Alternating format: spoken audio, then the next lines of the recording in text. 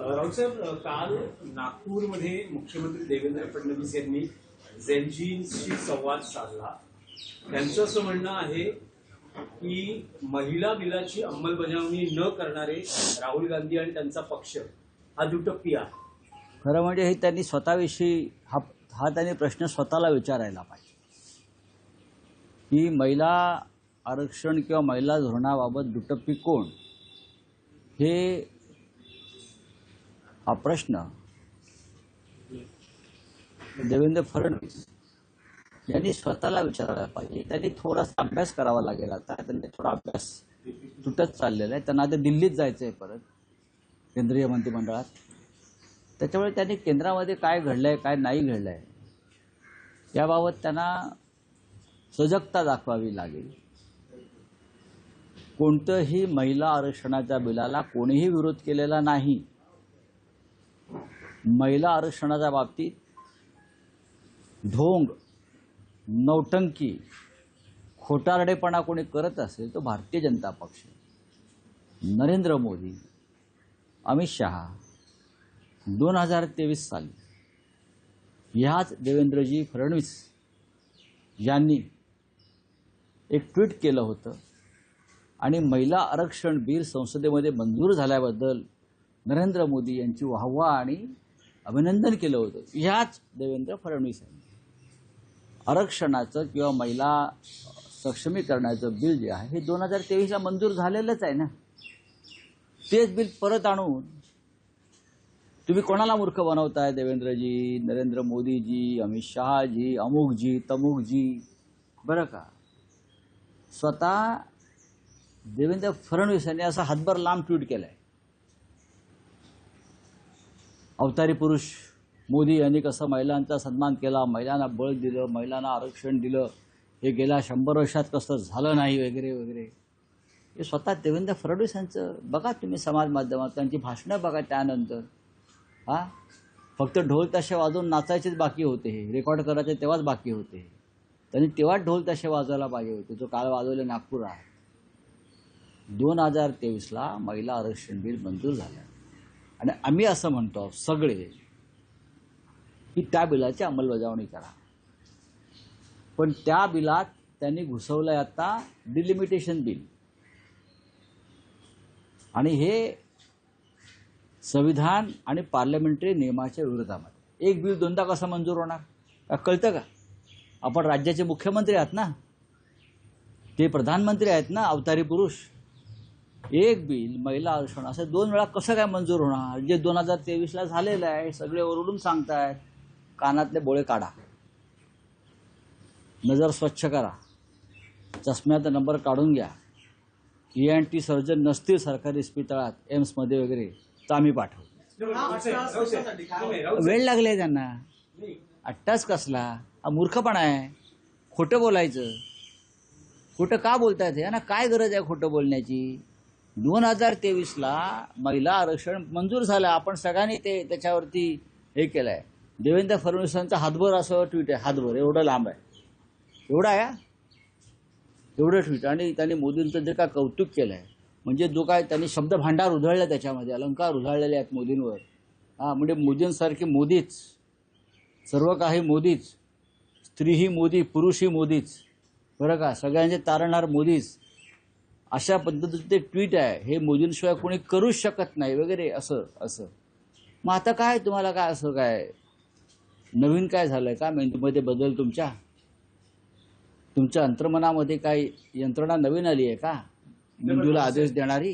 राऊतसाहेब, त्यात फडणवीसांचा एक दावा आहे की जेव्हा ते बिल मंजूर झालं त्यावेळेसच त्यात म्हटलं होतं की महिला आरक्षण जर वाढवून द्यायचं असेल तर जागांची फेररचना किंवा जागांची संख्या वाढवावी लागेल. हा मुद्दा विरोधी पक्षालाही माहिती आहे. विरोधी पक्ष वेडा बनून पेढा खातोय. मग ठीक आहे, पेढे तुम्हीच वाटताय ना. काल नागपूरला पेढे कोण वाटत होते? नागपूरला हेच पेढे वाटत होते सगळ्यांना. हेच वेडे आणि हेच पेढे वाटतायत. असं काही नाहीये, ते खोटं बोलतात. यातलाच एक मुद्दा आहे की राहुल गांधींच्याच भाषणातला मुद्दा आहे, फडणवीसांच्या भाषणातला मुद्दा आहे. त्यांचं असं म्हणणं आहे की या देशाचं संविधान इतकं मजबूत आहे की एका रेल्वे स्टेशनवर चहा विकणाराही पंतप्रधान होऊ शकतो आणि माझ्यासारखा एक सर्वसामान्य माणूस, एक सर्वसामान्य कार्यकर्ता राज्याचा मुख्यमंत्री होऊ शकतो. बघा, परत ते खोटं बोलत आहेत. ते परत खोटं बोलत आहेत. नरेंद्र मोदी यांनी चहा विकल्याचा जर कोणी पुरावा आणून दिला बरं का गुजरातमध्ये, तर मी राजकारण सोडेन. नरेंद्र मोदी ज्या काळामध्ये चहा विकत होते असं म्हणतात, त्या काळात ते रेल्वे स्टेशन अस्तित्वातच नव्हतं.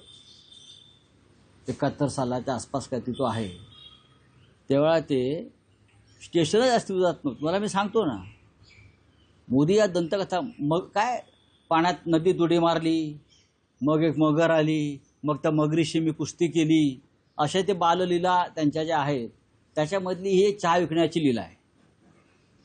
कोणीही चहा वगैरे काय विकला नाही. आपण पाहिला असेल अलीकडच्या काळातले मोदींची छायाचित्र प्रसिद्ध होत आहेत. लंडन, अमेरिका, फ्रान्स बालवयात टाय सूट लावून शाळेत जात आहेत. हां, ह्या दंतकथा पसरवल्या जणू काय मोदी अवतारी पुरुष आहेत. Modi non biological. बघा, नॉन बायोलॉजिकल माणूस शाळेत कसा जाईल, चहा कसा विकेल, मला सांगा जरा. जो आईच्या गर्भातून जन्माला आला नाही असे म्हणतायत, नॉन बायोलॉजिकल, अनैसर्गिक, ईश्वराप्रमाणे, तो कशाला चहा घ्यायला विकेल तिथे? रस्त्यावर जाऊन चहा कशाला विकेल प्लॅटफॉर्मवर? मुळात तो प्लॅटफॉर्म मोदी ज्या काळात चहा विकत होते असा दावा करतात, त्या काळात तो बनलेलाच नव्हता. ते स्टेशनच नाही बनलं, तर चहा कुठून आला? मोदींचा जन्मच झाला नाही, ते अवतारी आहेत, तर चहा कशाला विकतील? त्यांचं आता सुदर्शन चक्र आहे ना, ते फिरवत फिरवत त्यांना सगळं मिळेल. फडणवीसांचं खोटं बोलतात, खोटं बोलतात. ते म्हणतात की मी नगरसेवक होईल, असंही मला कधी वाटलं नव्हतं. असं बघा, या देशामधले अनेक राज्यकर्ते हे अशाच सामान्य घरातूनच राजकारणात, समाजकारणात आलेले आहेत. प्रत्येकजण. डॉक्टर अब्दुल कलाम काय आहेत? तुम्हीच आहात का? सगळेच. तुम्हीच कशाला? तुम्ही नगरसेवक होईन असं वाटलं नव्हतं, तुम्ही राज्याचे मुख्यमंत्री झालात, याबद्दल तुम्ही या महाराष्ट्र राज्याचे कायम आभारी असायला पाहिजे. पण तुम्ही महाराष्ट्राचे तुकडे करायला निघालेलात. धर्माधर्मात द्वेष निर्माण करताय, खोटं बोलताय, रोज उठून सुडानं वागताय, सगळ्यांशी द्वेषानं वागताय. जो माणूस सामान्य घरातून जन्माला येतो तो असं वागत नाही. सर, परिवहन मंत्र्यांच्या संदर्भात काय वाटतं आपल्याला? देखील केलेला आहे, जी कारवाई हा अत्यंत महत्त्वाचा विषय आहे, जो तुम्ही सगळ्यात आधी विचारायला पाहिजे होता. या राज्यातील हजारो रिक्षा चालक जे मराठी आहेत, सामान्य कुटुंबातले आहेत. देवेंद्रजी म्हणतात तितके सामान्य नाहीत, हे अतिसामान्य आहेत. तर ह्या सामान्य लोकांना नगरसेवक होता येणार नाही, आमदार होता येणार नाही, मुख्यमंत्री होता येणार नाही, ते रिक्षा चालवतात आणि पोट भरतात. अशिक्षित आहेत, बहुसंख्य सुशिक्षित आहेत. मी आता नाशिक दौऱ्यावर होतो, त्याच्या आधी इतर काही शहरात गेलो, तेव्हा जे रॅपिडो बाईक नावाचा ॲप आणि जो काय प्रकार आलेला आहे बरं का, बाईक रिक्षा, त्याच्यामुळे या हजारो रिक्षा चालकांचं रोजीरोटी संकटात आली आहे. मराठीच आहेत ना. एका बाजूला तुम्ही मराठी शिका, अमराठी रिक्षा चालकांना असं सांगताय, चांगलं आहे. त्याच वेळेला जे मूळचे मराठी भूमिपुत्र आहेत त्यांची रोजीरोटी तुम्ही हिरावून घेताय. मी प्रताप सरनाईक जे परिवहन मंत्री आहेत त्यांना आज पत्र लिहिलेलं आहे आणि त्यांना सांगितलं आहे हे शिष्टमंडळ त्यांना भेटू इच्छित आहे, त्यांना भेट मिळत नाही. आंदोलन करू इच्छित आहेत, आंदोलनाला परवानगी देत नाहीत. मग प्रश्न मांडायचे कसे? मी स्वतः त्यांच्याकडे वेळ मागितला, मी या रिक्षावाल्याला घेऊन येतो. कशा करताय? आणि ही जी कंपनी आहे रॅपिडो, यांनी अनेक मंत्र्यांच्या गणेशोत्सव, दहीहंडी, लग्न कार्य यांना प्रायोजकत्व दिलेलं आहे कोट्यवधी रुपयांचं. काही मंत्र्यांना निवडणुकीचा निधी दिलेला आहे. म्हणून ही परतफेड होते आहे का? परिवहन मंत्र्यांनी स्वतः ते सामान्य घरातून आले असं नेहमी म्हणतात. आमलेट पावची गाडी मी चालवत होतो कुठेतरी डोंबिवली वगैरे भागात, ते काहीतरी आमलेट ना काय, भाजी पाव, आमलेट पाव, ते रिक्षा चालवायचे ना. भुर्जी पाव. राज्याचे डेप्युटी सीएम रिक्षा चालवायचे असा दावा आहे त्यांचा. अर्ध्या मंत्र्यांचा दावा आहे कोणी पानपट्टीवर बसायचं, कोणी ह्याच्यावर बसायचं. मग ही सगळी मुलं जी आहेत रिक्षा चालक गरीब, त्यांच्यावर तुम्ही अन्याय का करताय? कॅबिनेटमध्ये तुम्ही बंड का करत नाही या रिक्षा चालकांसाठी? कोणाचा दबाव तुमच्यावर आहे? दिल्लीतल्या चहावाल्याचा आहे का? हां, सांगा ना तुम्ही.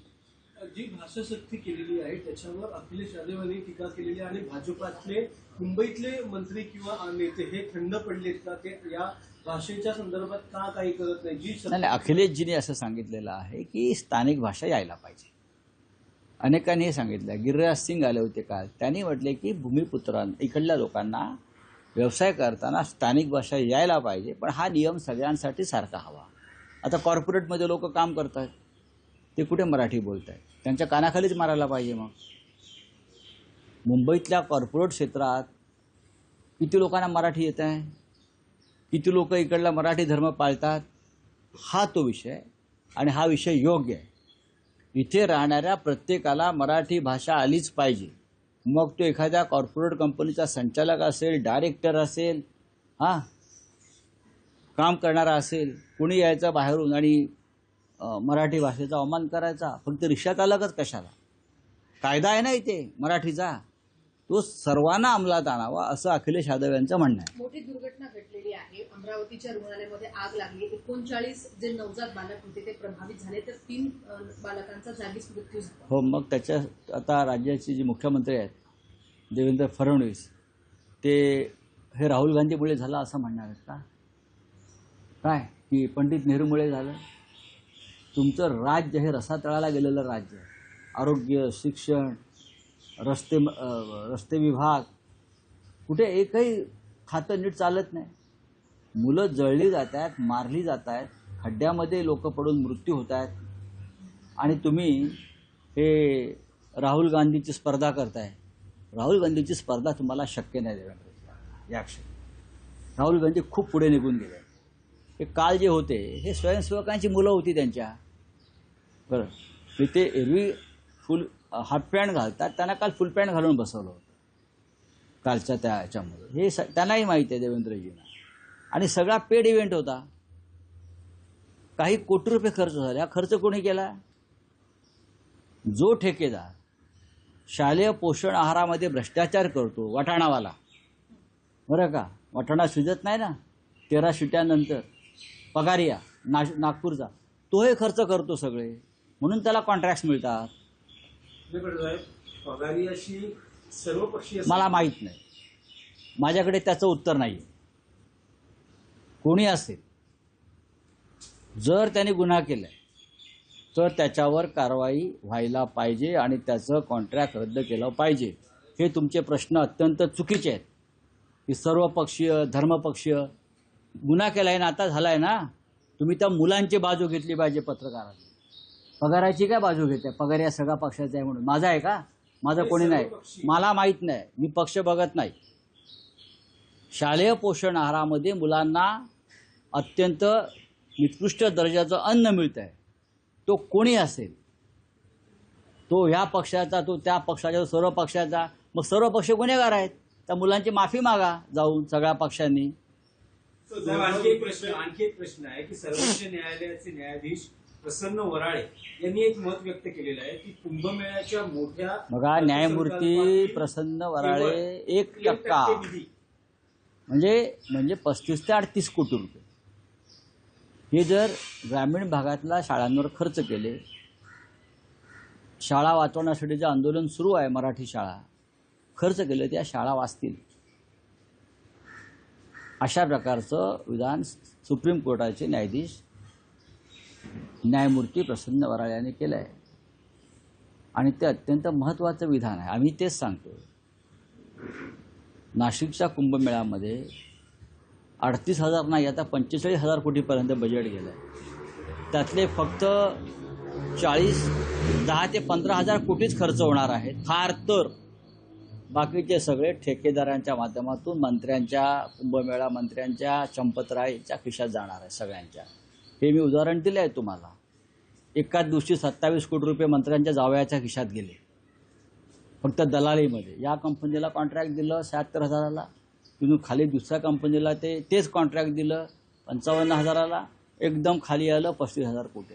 यातली जी दलाली आहे 27 कोटी रुपये, ते चंपतरायच्या जावयाच्या खिशात गेले 27 कोटी रुपये चौधरी म्हणून. हे सांगितलं आहे ना. हे जर शाळांना खर्च केले, शाळांवर न्यायमूर्ती वराळे म्हणतात त्याप्रमाणे, पण याला न्यायालय जबाबदार आहे. ही भ्रष्टाचाराच्या प्रकरणावरती निकालच लागत नाहीत. चला, थँक्यू. बोलिए. 2019 में जो एनडीए है वो तैयारी कर रही है कि वन इलेक्शन तैयारी कर रही है. कौन कर रही है? एनडीए सर मंथन कर रही है इसका. हाँ तो करने दो ना, मंथन चिंतन करने दो. कितना भी मंथन करे, कितना भी चिंतन करे, लेकिन 2029 में ये लोग सत्ता पे नहीं आएंगे.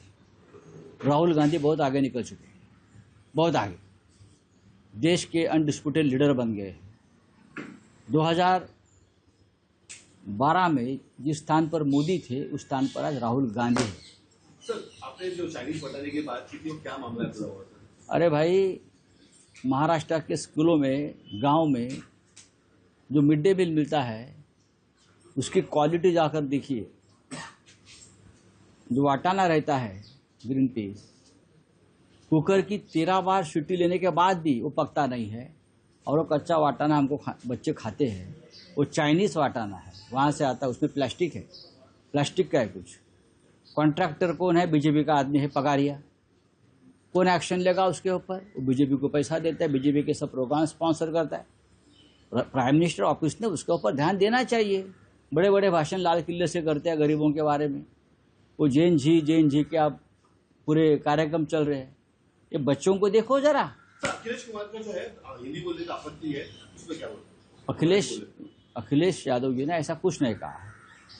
यहाँ कानून है, हर स्टेट में कानून है, स्थानिक भाषा आनी चाहिए, यही अखिलेश जी ने कहा है ना. लेकिन ये कानून सबके लिए होना चाहिए. यहाँ जो कॉरपोरेट में काम करेंगे बड़े बड़े पदों पर, ऑफिसेस में, उन्हें मराठी बोलते, उनको भी मराठी आनी चाहिए. उनके ऊपर भी मराठी की सख्ती होनी चाहिए. हर राज्य में वहाँ की लोकल भाषा लोगों ने अभिमान से और स्वाभिमान से बोलनी चाहिए. साम टीव्ही मी नेहमी पाहतो, त्यावर दाखवलेल्या बातम्या रिलेट करतात.